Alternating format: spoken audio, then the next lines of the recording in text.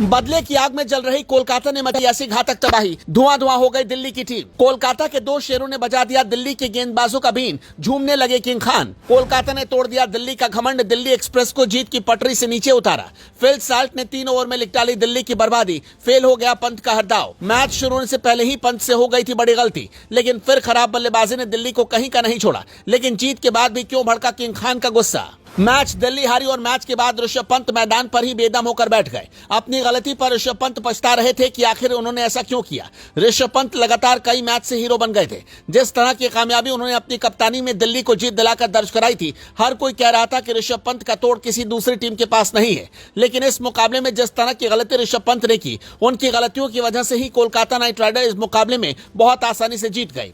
ये मुकाबला कोलकाता के लिए बहुत ज्यादा जरूरी नहीं था, लेकिन दिल्ली के लिए करो या मरो का था, क्योंकि पॉइंट टेबल में उसे ऊपर जाने के लिए इस मुकाबले को हर हाल में जीतना था। मगर दिल्ली के तिलिस्म को कोलकाता नाइट राइडर के शेरों ने तोड़ दिया। लगातार दिल्ली 2 मुकाबले जीतकर आगे बढ़ रही थी, मगर कोलकाता ने उसकी जीत की गाड़ी को पटरी से उतार दिया और अब दिल्ली एक बार फिर से मुश्किल में फंस गई है। इस मुकाबले में ऋषभ पंत से क्या कुछ गलतियां हुई और क्यों दिल्ली इतनी बुरी तरह से मात खा गई, उसकी पूरी कहानी आपको बताते हैं। सबसे पहले ऋषभ पंत ने जो गलती की वो टॉस जीतकर पहले बल्लेबाजी करना था। कोलकाता के मैदान पर इतिहास रहा है कि जब भी कोई टीम पहले बल्लेबाजी करती है तो उसे नुकसान उठाना पड़ता है, मगर इसके बावजूद ऋषभ पंत ने वही गलती की और टॉस जीतने के बावजूद उन्होंने तुरंत बल्लेबाजी चुन ली।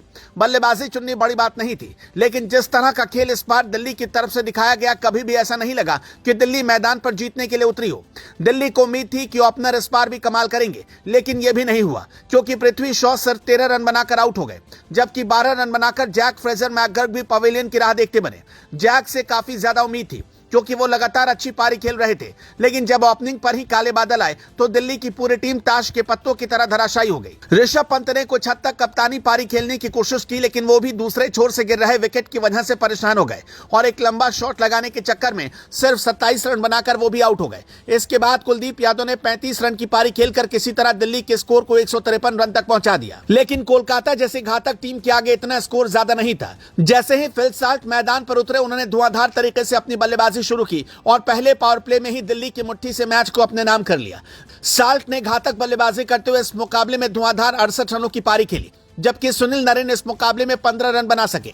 इस मुकाबले में जहां सबसे पहले बल्लेबाजी दिल्ली के लिए अच्छी नहीं रही, वहीं जब बारी गेंदबाजी की आई तो तेज गेंदबाजों ने निराश किया। हालांकि अक्षर पटेल ने कुछ हद तक अच्छी गेंदबाजी की और दोनों ओपनर को आउट किया, मगर रन स्कोर बोर्ड पर इतने कम थे कि कोई भी कोशिश दिल्ली की हार को टाल नहीं पाई।